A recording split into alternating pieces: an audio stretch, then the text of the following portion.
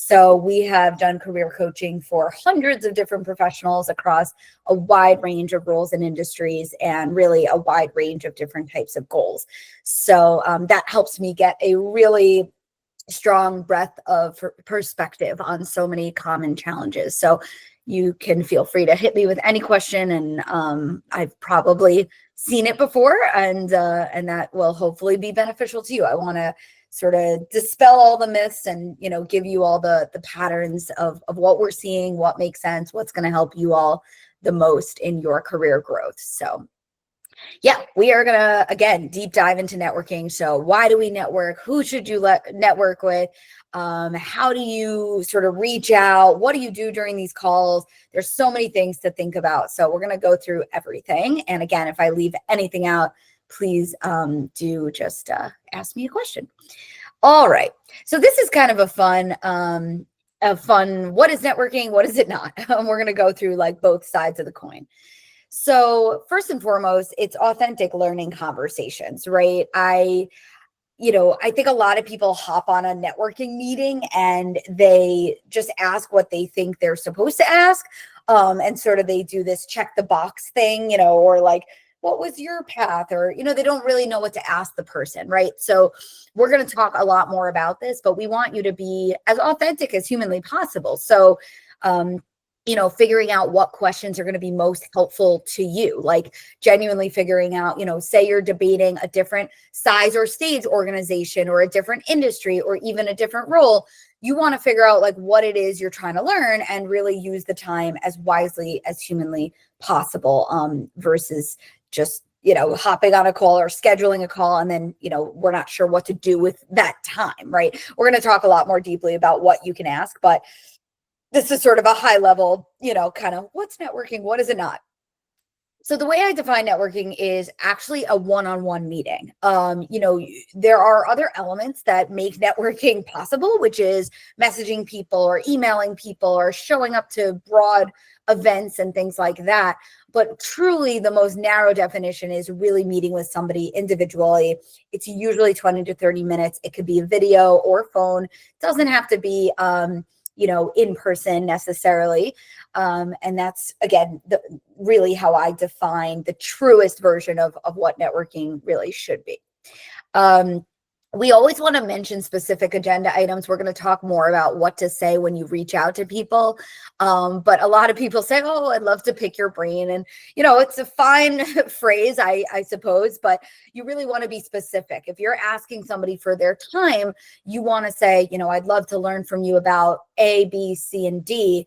And that really shows you're prepared to use their time wisely. And it really helps them resonate and want to say yes, and really want to, they see that you have topics and questions that make sense, that they can help you with, right? That, they can answer those questions, and you're sort of not making it as hard for them to help you because you show that there's a direction and a purpose for this call. So what is networking? Warm connections and introductions. A lot of people rely on cold outreach. And sometimes if we're in job search, cold outreach is a part of it, but we really want to be scrappy and creative with, who do we know? Who did they know? Is it, alumni networks or any communities you're a part of, and seeing who can introduce you to who do you have something in common with, things like that, as much as you can, versus, fully relying on, oh, I don't know this person at all, and it's totally a cold outreach. You still can do that. We just don't want to make it like 100% of our time. Mutually beneficial, right? It doesn't have to be like you're only asking for help. Like towards the end of the call, you can offer your knowledge, or if you have resources to share, or even your network. I mean, maybe they're hiring for a role that is not relevant to you, but somebody, right? I mean, you can offer, again, your network, your knowledge, any resources, or even time. I mean, if there's a project you wanted to take on and it could be mutually beneficial, that's another potential outcome. But just remember, you have a lot to offer as well. Even if you're the one asking, there's always ways to offer things in return. Reflect and preparing. This is so important, right? Why do you want this call? Who do you want to talk to? What are your questions?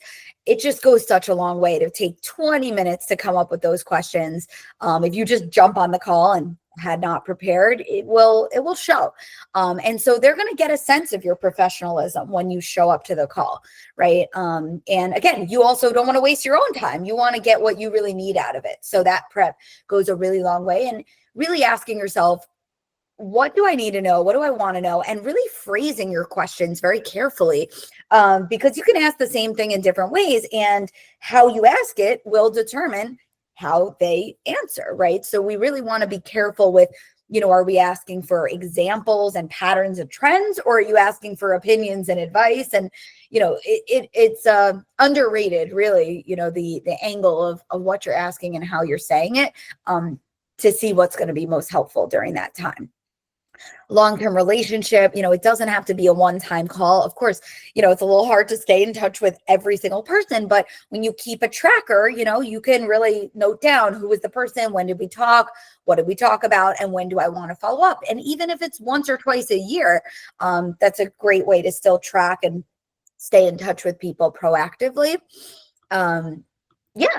And you want to uncover aligned opportunities, right? It doesn't need to be this transactional thing where you hop on the call and you're saying, I'm looking for a job. You want to really take the time to learn from one another about each other's areas of expertise and projects and what they're working on, and any skills and technology and what's changing, and just all a great conversation. And then you sort of see where it naturally leads, right? Inherently, it's going to lead to some organic next steps if the call is run in a good, mutually beneficial way, where you each are sharing where it is you're at in your career, and what's up top of mind, and what you want to learn about, and what you want to get involved with.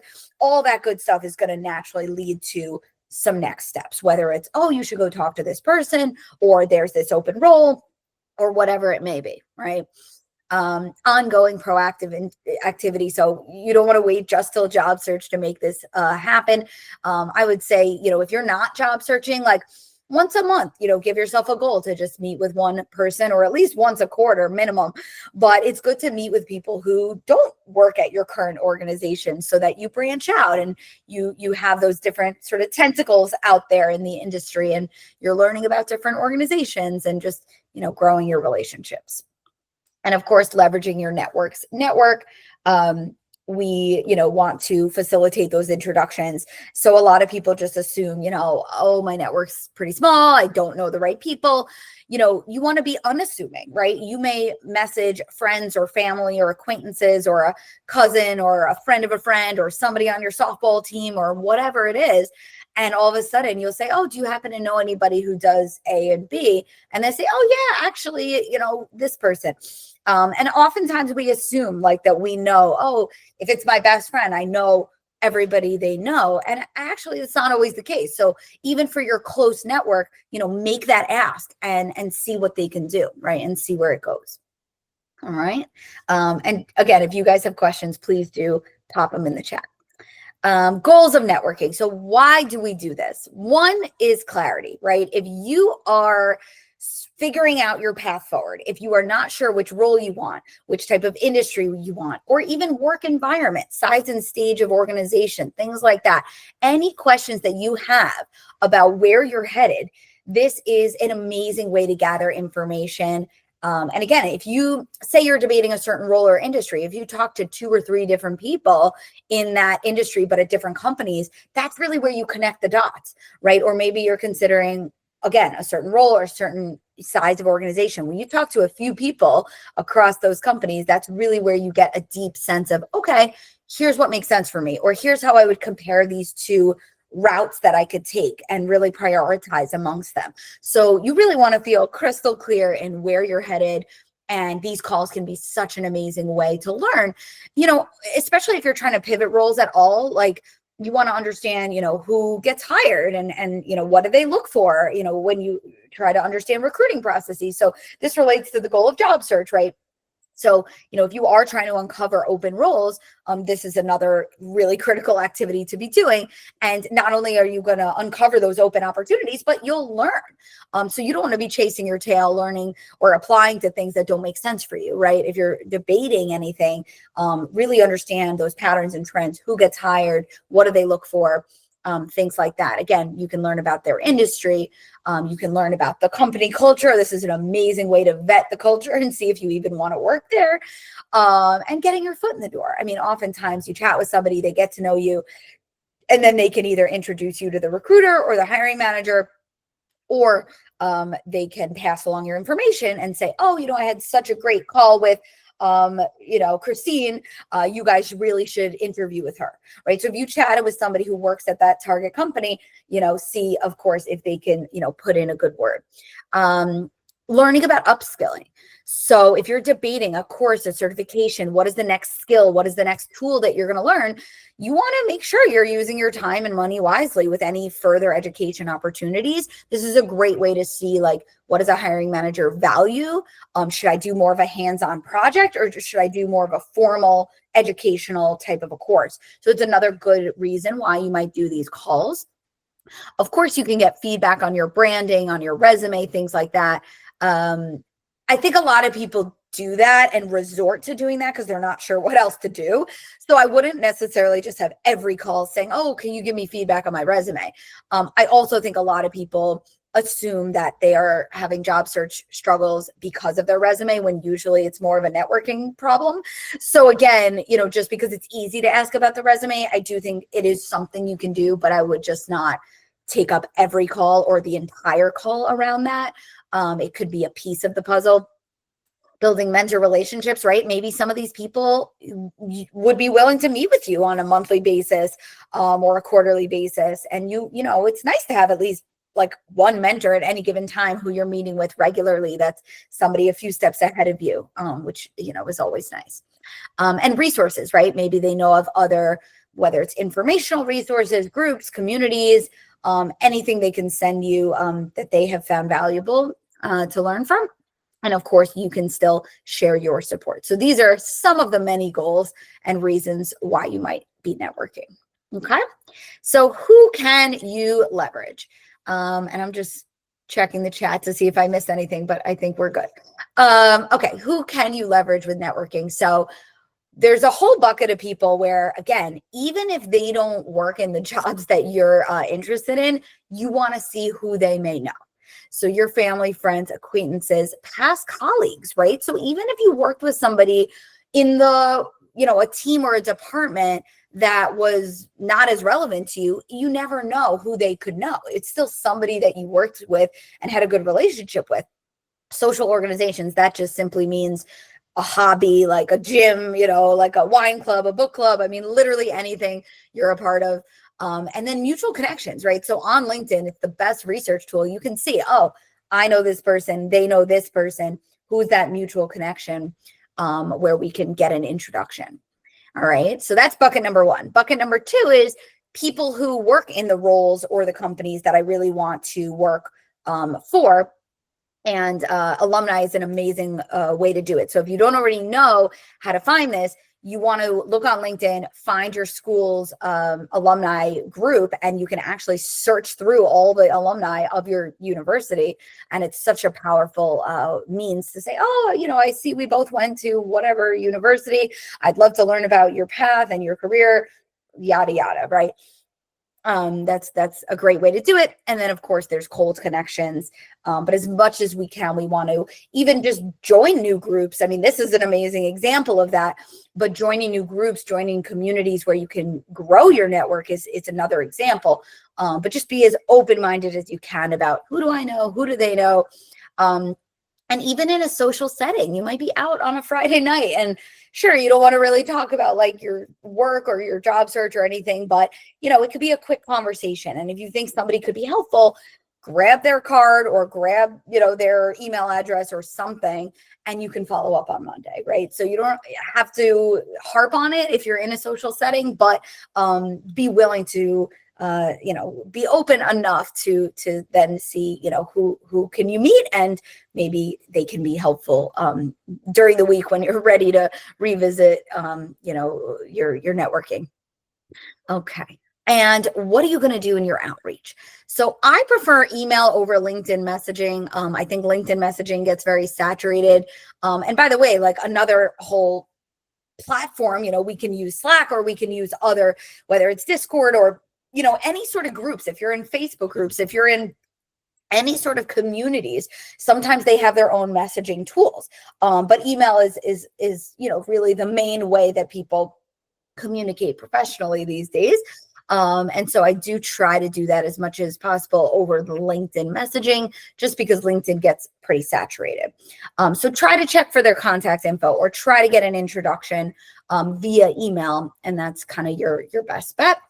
For any email, of course, you're going to be clear, specific, authentic, concise, and just add context, right? Give them the big picture. Are you figuring out your next move? Are you determining your direction? Are you exploring different pathways? Like, when you sort of let them in on where you're at, like, I don't love to just say, oh, I'm job searching, right? Try to say that you're exploring, or you're learning, or you're debating different options, or you're trying to understand more, or you're, clarifying your next chapter or something like that. And the more that you can let them into that big picture of kind of what you're working on, for your career development, they will resonate with that and how they're a part of that. So scenario one is trying to ask for introductions, right? So if you email a cousin of yours or whoever. I once had a chiropractor who introduced me to a client of hers, right? So you just never know where things can come from. So again, if you're asking somebody for who they can introduce you to, you could pick a few top roles or even a few industries, but try to be specific and say, I'm looking to meet people who do A, B, and C type of work. Would you be willing to introduce me? I'm looking to set up a 20-minute informational chat and learn more about their career. Let me know if anybody comes to your mind. And then the second scenario is asking somebody directly for a call. And this is where we talked about earlier that you're going to list out a few specific topics that you'd want to learn about. So this is really what makes the message go the extra mile. You're not just going to say, I'd love to learn from you. You're going to say, I'd love to ask you some questions about, whatever it is, and list 3 or 4 or 5 specific topics. You don't want to write the whole question, because then they may actually just answer via email. But you want to allude to the fact that you've got some agenda items prepared, some high level, brief kind of areas on your mind that you could talk about, right? That's kind of that happy medium that you want to mention. And then, of course, the call to action. So actually, I think a lot of people trip up with this. Is like, they may just say, oh, I'd love to connect. What does it mean to connect, right? So you say, are you free and willing to have a 15 to 20 minute phone or video chat in the next week or two? When are you free? Be specific with your questions so that they can just say yes or no, or maybe, or whatever it is, right? So really make sure your ask is super, super clear. Okay. Running the call. Okay. So let them know you have an agenda. A lot of times somebody will just sort of take over the call and talk about whatever they want to talk about. And, there's something to be said. You don't have to stick with your agenda so fixed, and you can be fluid, but do let them know that you've prepared questions, because otherwise you don't want to hop off the call saying, oh, this just went haywire and I didn't get anything I needed out of it. But again, you're going to be in the moment, right? So if they start talking about a project or something, you can say, oh, you can ask follow-up questions where it's applicable. And leveraging their vantage points. So you don't have to just learn about their role. You can learn about, the teams that are adjacent to them, or the other departments, or the other areas of that department, or even external vendors or agencies that they work with. So you're really trying to understand their whole gamut, and maybe how and where you would fit in, and things like that. And of course, always follow up. If they did offer something, an introduction or whatever they offered at the end, follow up via email. And so again, you're going to ask specific, thoughtful, creative questions. And the same goes for exploration or job search. 95% of the call is the same, whether you're just purely exploring or whether you're job searching. You're still spending the bulk of the call learning. But at the end of that call for job search, you are going to, really try to dive a little deeper, right? So here, again, your questions might vary a little bit, which is, who typically gets hired? What do you really value, in the candidates that join your team? You can learn about their company culture, things like that. And then the wrap up, right? That's where it's different, where you could actually say, I'm actively exploring. I'm, I'm looking, for my next chapter. Is there any growth or opportunities that you're aware of? And the beauty is you would have just spent this whole call learning. So you can say like, oh, based on everything you said, it sounds like this team or that team really aligns with my background. Do you know of any other changes going on in those areas? So it's a really nice way to just tie it all together. And yeah, you want this to lead to another call. Maybe they introduce you to this other team or a hiring manager or recruiter or whoever it may be. And again, if there is an open role, just say, I'd love to learn more about what they're looking for. Would somebody else be willing to meet with me? And if not, ideally, they'll just pass along your information. But do try to see if they're willing to make that introduction. Okay. Let's get my cursor back here. Preparing. So again, take at least 20 minutes to prepare. It goes a very long way. Look at your research. Think about the questions you have. Of course, you can sort of scrounge up some suggested questions. I've got many suggested questions, and we have a free downloadable on our website that I can share with you. But you might even use AI to think of suggested questions. But it's a combination of like, you can look at these suggested questions, but you also really want to ask yourself, what do you need to know, right? So don't just force it because there's a list of things you could ask, right? Really think about which one of those questions make the most sense for you. Of course, you can learn about their background, their company, the role, the industry, the recruiting processes, and any training opportunities. These are just a few high-level areas, or at least categories, but again, you can go really deep into whatever area is most relevant to you authentically. And yeah, of course, you'll read through the website of whatever company they work for, and you'll see what questions naturally arise when you look into that website. You can have 10 to 15 questions, put them in priority order because you may not get to everything. Okay. These are a few examples. I have lots more, and I can dig up that downloadable for you. So if you're trying to look into a new role, you can say something like, here's how I define this role. How do you define the role?